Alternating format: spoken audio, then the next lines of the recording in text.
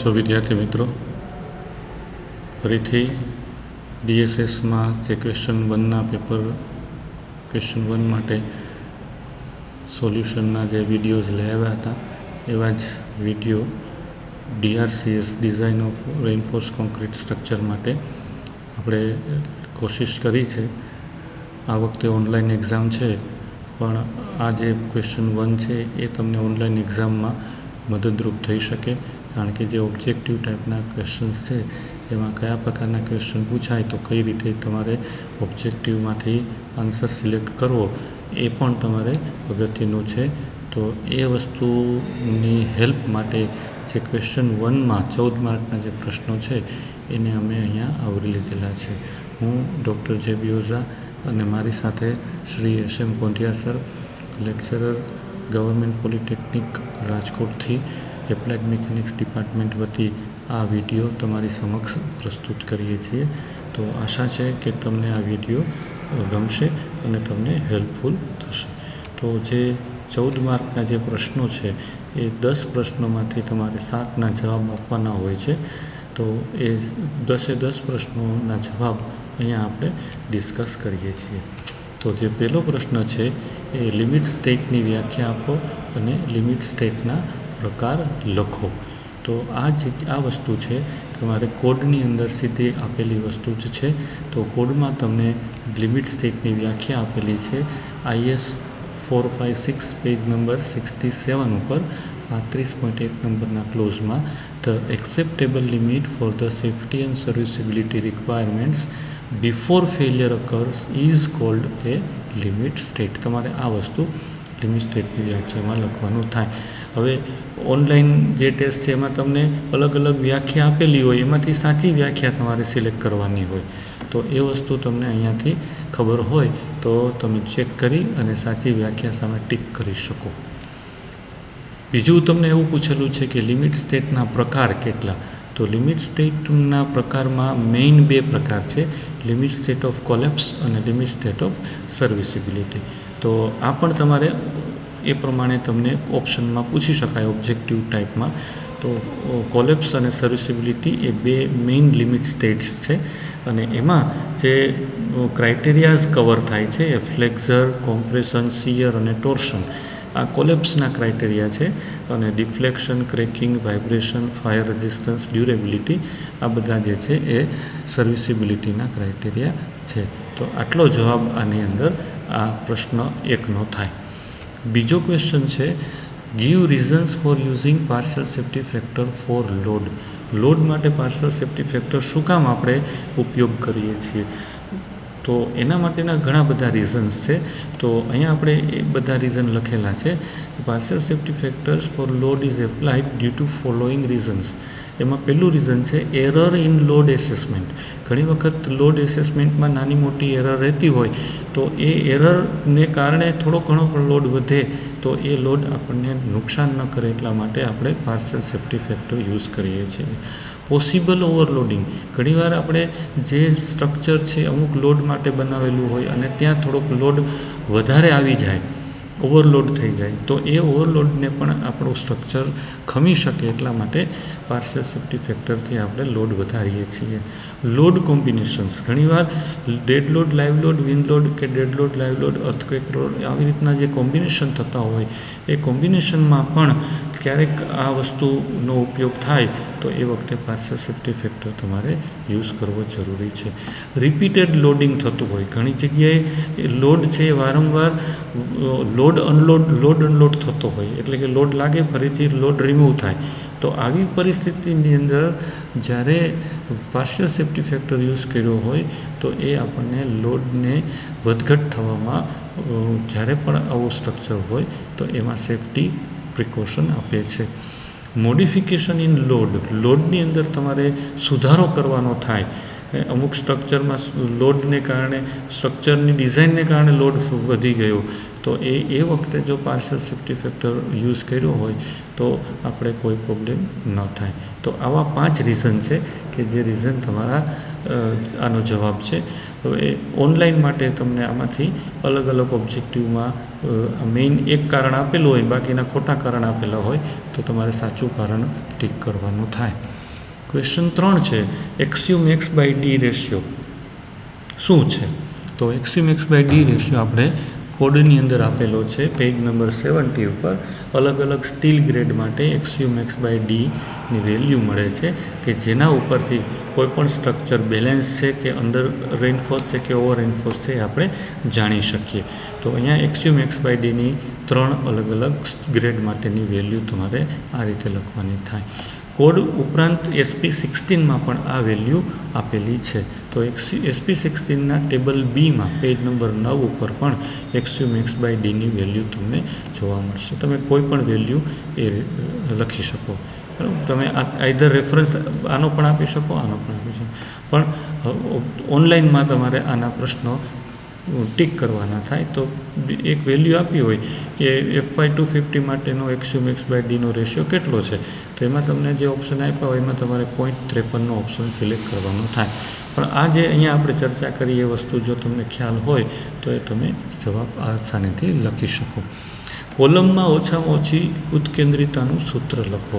Minimum એસેન્ટ્રિસિટી in column. તો minimum એસેન્ટ્રિસિટી in column એનો મતલબ એ થાય છે કે કોઈ પણ કોલમ ઉપર જ્યારે લોડ લાગે ત્યારે લોડ હંમેશા એક્સિયલ નથી હોતો, એમાં કંઈક આપણે એસેન્ટ્રિસિટી ડેવલપ થઈ શકે છે. તો એના માટે આપણે કેટલી મિનિમમ એસેન્ટ્રિસિટી ધારવાની છે એ વસ્તુ પેજ નંબર 42 ઉપર આપેલી છે. અને એનું જે ઇક્વેશન બને છે એ ઇક્વેશન આ ટાઈપનું બને છે. ઈ minimum L/500 + D/30 subject to minimum of 2 centimetre or 20 mm. તો આ આપણું એસેન્ટ્રિસિટીનું ઇક્વેશન થશે. ત્યાર પછીનો પ્રશ્ન છે maximum distance between bars for main steel and distribution steel in slab.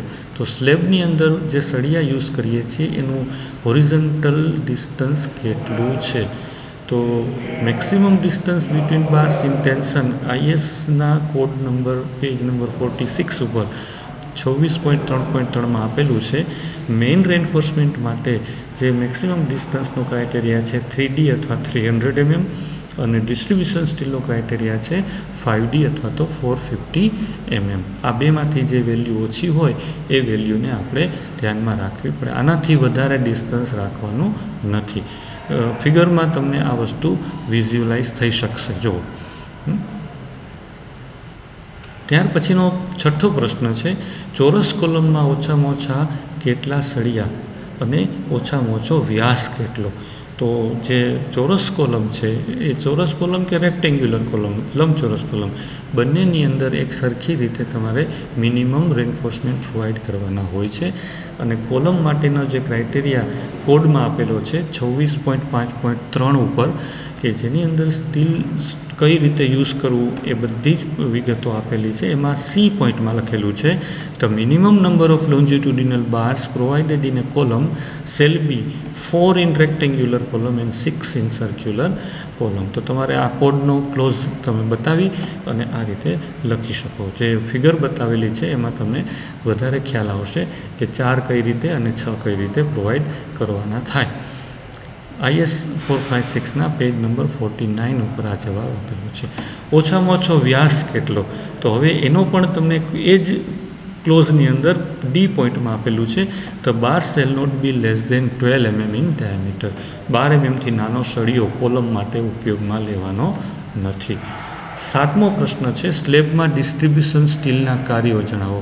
સ્લેબમાં જે બે મેઇન સ્ટીલ અને ડિસ્ટ્રીબ્યુશન સ્ટીલ છે તો ડિસ્ટ્રીબ્યુશન સ્ટીલના કાર્યો શું શું છે? તો એના કાર્યો આપણે આ રીતે વર્ણવી શકીએ. Keeps the main reinforcement in its position. એ મેઇન રેઇન્ફોર્સમેન્ટને એની પોઝિશનમાં સાચવી રાખે છે. Reduce the temperature and shrinkage effect in slab. Cracks in the slabs are formed only on top which can be neglected. Reinforcement provide કરીએ distribution steel એટલે ઉપર ક્રેક ડેવલપ થાય કે જે માઇનોર ક્રેક તરીકે હોય અને એને આપણે નિગ્લેક્ટ કરી શકીએ. Distribute the load equally into the main bars which reduce the effect of point load.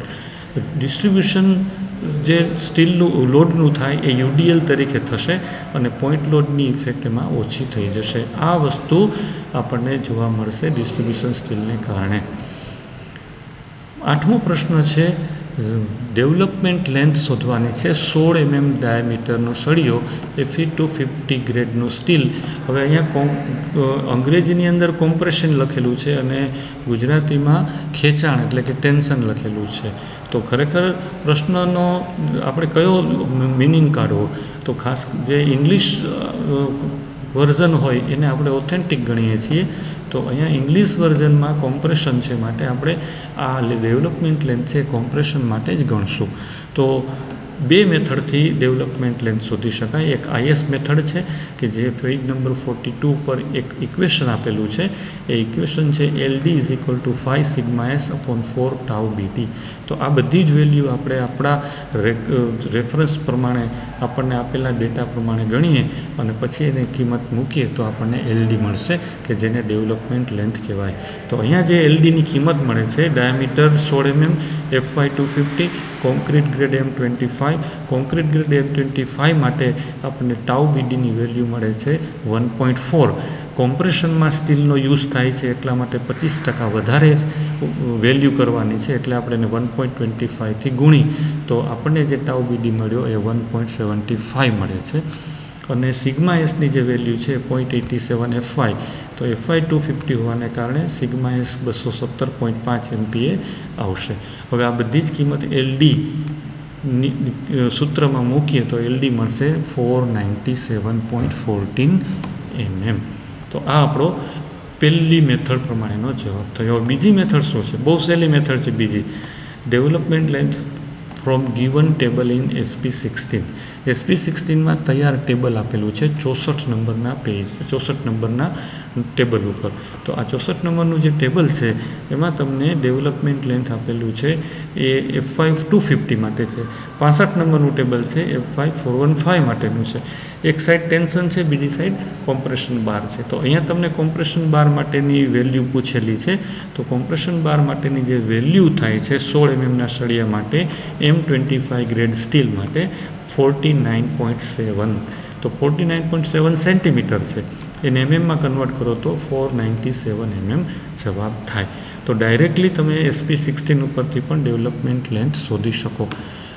Online એક્ઝામની અંદર તમને આ વસ્તુ પૂછી શકે તો તમારે કોડમાંથી ટેબલમાંથી આ વેલ્યુ શોધી અને જવાબ જોઈ અને ટીક કરવાનો થાય. 9 નંબરનો જે પ્રશ્ન છે એમાં સ્ટીરપ્સ અને લેટરલ ટાઈ વચ્ચેનો તફાવત શું છે એવું પૂછેલું છે, એની વ્યાખ્યા આપવાની છે. તો સ્ટીરપ્સ છે એ બીમની અંદર ઉપયોગમાં લેવાય છે અને લેટરલ ટાઈ છે એ કોલમની અંદર ઉપયોગમાં લેવામાં આવે છે. તો જે secondary reinforcement provided in beams to resist the vertical shear stress and to prevent vertical failure are called shear stirrups. જ્યારે કોલમ માટે secondary reinforcement provided in column to resist buckling of column, કોલમનું buckling અટકાવે છે lateral tie. It is called lateral tie which is provided laterally. તો જો અહીંયા તમારા reference માટે સ્ટીરપ્સ કોને કહેવાય, તો બીમની ઉપર વર્ટિકલ જે રિંગ છે એ બધી રિંગને સ્ટીરપ્સ તરીકે ઓળખી શકાય. અને લેટરલ ટાઈ છે કોલમની અંદર જે હોરિઝન્ટલી જે પ્રોવાઈડ કરેલી છે ઇટ ઇઝ લેટરલ ટાઈઝ. 10મો પ્રશ્ન, maximum compressive strain in concrete in axial compression and also define salt column. તો બે પ્રશ્નો એક સાથે પૂછી લીધા છે. તો આપણે પહેલાં તો એનો પ્રશ્નનો જવાબ આપવો છે કે maximum compressive strain in concrete in axial compression કેટલી છે. તો આ વસ્તુ તમને પેજ નંબર 70માં ISA 456માં આપેલી છે 38.1માં. The maximum compression strain in concrete in axial compression is taken as 0.002. આટલી વેલ્યુ તમારે લખવાની થાય. ઓનલાઈનમાં પણ આ પ્રશ્ન પૂછી શકાય. સોલ્ટ કોલમની વ્યાખ્યા શું?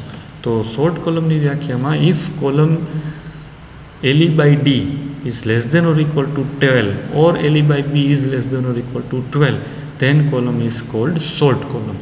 તો કેપિટલ ડી અને સ્મોલ બી આ બે છે અલગ અલગ ડાયમેન્શન છે કોલમના, પણ જો કોલમ સર્ક્યુલર હોય તો ડાયામીટર તરીકે બંનેમાં વેલ્યુ લેવાની થાય. તો આ રીતે શોર્ટ કોલમ શોધવા માટે LE/D કરવાનું થાય કે જેની વેલ્યુ તમારે શોધો તો એના. તો અહીંયા પણ ઓનલાઈન પરીક્ષામાં તમને શોર્ટ કોલમ થશે એમ આપેલું હોય અને તમને જુદા જુદા ડાયમેન્શન આપેલા હોય તો એની વેલ્યુ 12થી ઓછી થતી હોય તો શોર્ટ કોલમ થાય, અધરવાઇઝ ન થાય. તો આ રીતે આ 10 પ્રશ્નોના જવાબ આપણે મેળવી શકીએ અને આશા છે કે આવી જ રીતે તમે ઓનલાઈનમાં આ જ વસ્તુનો લાભ લઈ અને આનો ઉપયોગ કરી અને જવાબ આપી શકશો. Thank you very much. બીજા વિડીયોઝ અમે પ્રોવાઈડ કરશું, ટાઈમ મળશે તો બે ત્રણ વિડીયો તો ચોક્કસ તમને આપશું. Thank you.